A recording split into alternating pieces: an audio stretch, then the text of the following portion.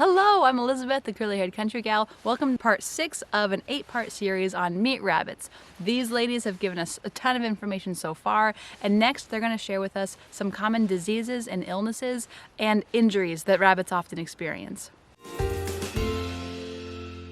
So they're going to share what disease or illness it is and treatment or not for it. Pasteurella, most rabbits will live with without problem, but it tends to flare up and cause issues when they get stressed. So obviously being a baby can be stressful, having babies can be stressful, changing where they're living to somewhere else can be stressful. Another classic sign of it is their sneezing. Pasteurella can affect them in other ways because Pasteurella is actually just the bug. So it can live up their nose, or it can live in their lungs, or it can live in their gut. So it can affect them in many different ways. And ideally you would get rabbits from somewhere that doesn't have it, but sometimes they're completely asymptomatic until you stress them by moving them or changing their diet or something, and then it can show up. Another issue you may commonly see with rabbits is bloat. If you see bloat, their bellies swell up and it is very taut. It feels like a overinflated balloon. They have bloat. It's a buildup of gas. Rabbits cannot vomit. They cannot burp, things like that. So there's no way for gas to come out the top. Everything that goes in a rabbit has to come out a rabbit through the back end. So if you have bloat, it is a deadly condition in rabbits. Their stomachs swell up to the point that they can't breathe. I do it on an occasion, especially with kits who are bloating, and that is you can try infant gas drops. I just give the low dosage for an infant is what I give to my kits, and you cross your fingers and you pray. It's not always going to work, but it is a chance to save that rabbit.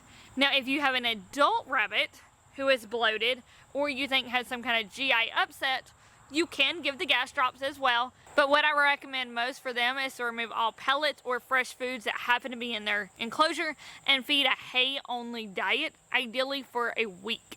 If you're doing this, you want to use a high quality hay that meets all of their nutritional needs, but hay is good because it is loaded with fiber and it will move anything through the intestines and kind of help settle that GI system down. GI stasis, the silent killer of rabbits, can happen quickly if you're not watching. A lot of things can just be derived from diet, making sure that they have woods and hay to chew down their teeth. That prevents dental issues. We have rabbit calicivirus here. I think it's also known as rabbit hemorrhagic disease. So we call it RCD, rabbit calicivirus, and it's super aggressive. It's a really nasty variant, and unfortunately, our wild population still carries it. In the States, the wild rabbits, cottontails, are not the same species, same genus, whatever it is. They can't crossbreed with your pet rabbits. And so apparently they're not affected the same. Flies can carry it. It can live on hay for up to 3 months. It's just really hard to avoid. Clostridium was quite common, especially, but that tends to be younger rabbits, and that's usually related to too much sugar or an issue transferring from milk to food. It's like a gut bug overgrowth thing. So I do my own rabbit oil for their ears and ear mites. Is it called fractionated coconut oil? Coconut oil stays liquid with just like maybe 3 drops of tea tree and lavender. The most common are going to be ear mites, right, where they get little scabbies in their ear, and I'll just put a couple drops in there and that will go away. Sometimes I'll check a couple days later to make sure I don't need a second application. But on their fur, if they start losing a bit of fur at the nape of the neck and you start seeing some skin, that's a symptom of fur mites. And that come from their hay. Or so if you got a bale of hay that had a lot of mites in it or whatever, that can start happening. And so at that point, I will just put a couple drops at the nape of their neck, like you would, tick stuff for your dog or whatever.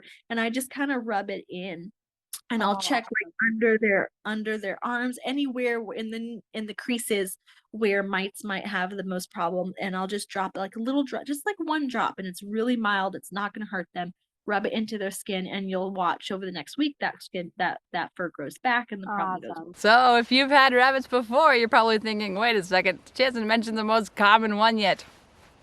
Here it is. The most common health problems we've seen in ours were coccidiosis. You would notice the babies just didn't grow.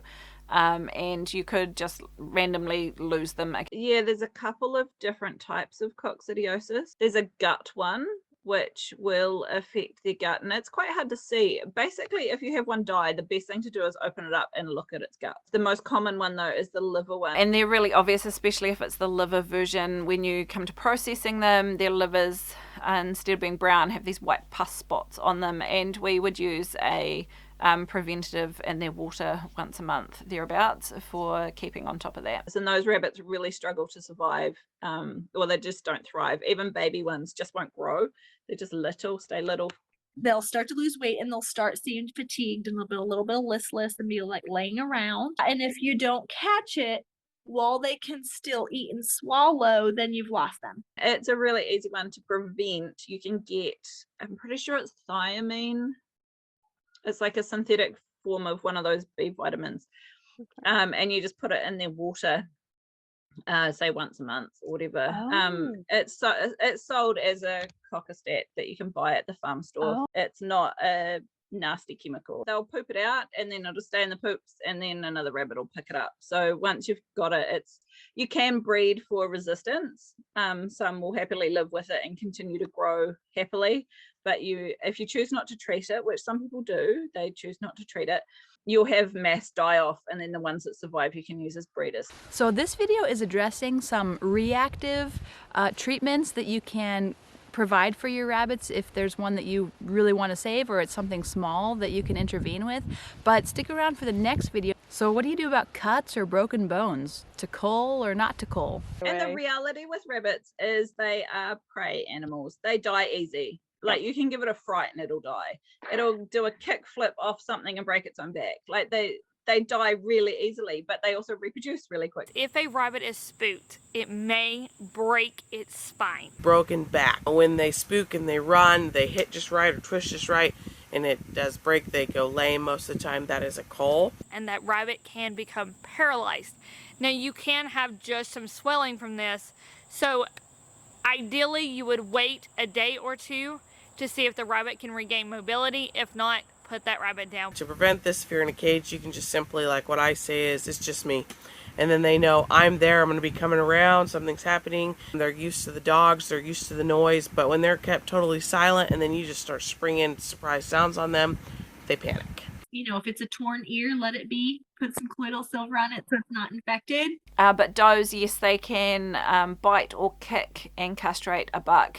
It happens more than what you would think, but it's not a common occurrence, if that makes sense. You can tell because when you flip your buck over, his testicles have a massive gash in them. Unfortunately, that is usually a death sentence for the buck, because he will no longer be able to perform his buckly duties, and also it's excruciatingly painful.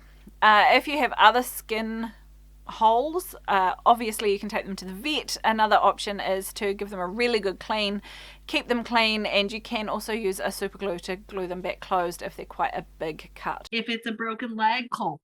These are not pets, first of all, for raising meat animals, and even if they are, like, rabbits are incredibly fragile. They will die from being scared, and they will die from jumping funny. And here's the thing with an injury: if it's not a sickness, it's still edible. So I had a rabbit who got a bot fly. If it's just skin, if it's skin that's torn and you can see some muscle underneath, but the bone is okay, personally, I would put some colloidal silver in it. I would put my healing balm on top, which has like lavender and all sorts of healing stuff in it, and they'll be fine. But if it is an injury, if it is bone related, if it is nervous system related, or if it is organ related, that's a hard cull. So to finish off today, Donna and Victoria are going to give their thoughts on a particular question that I received in preparation for this video. And Megan's going to wrap things off with her thoughts. Do rabbits catch more diseases on the ground? Maybe. I guess coccidiosis can live in their poop, but cages aren't always poop free either. And if you're employing a nice deep bedding sort of setup in your colony, you can just keep the poops clean, put down fresh bedding, and that will save that problem. Alternatively, if they're outside on the ground, you can sweep up their poop and give everything a bit of a water to make things seep into the ground. That works well too. I guess hypothetically they could catch more, but honestly I've not noticed the difference doing both options. Do they get more diseases on the ground? In my area, yes, they absolutely can. We have a ton of wild rabbits. RHDV2 is a real risk. Fortunately, Our state, which is Missouri, has not had issues with this to date, but the surrounding ones have. So this is not a fail-safe.